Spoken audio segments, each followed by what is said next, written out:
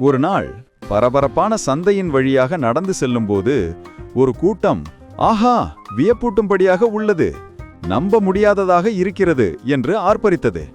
ஒரு மந்திரவாதி திகைப்பூட்டும் தந்திரங்களை செய்து கொண்டிருந்தார்.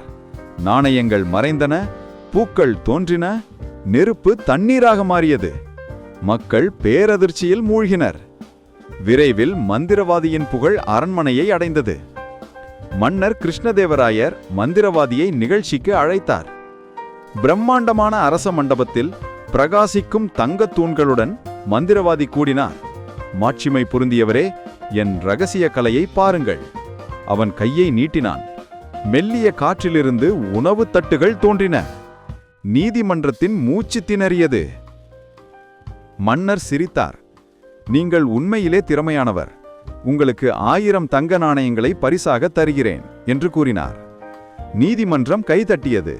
ஆனால் திடீரென்று ஒரு அமைதியான குரல் பேசியது. அது தெனாலிராமன்.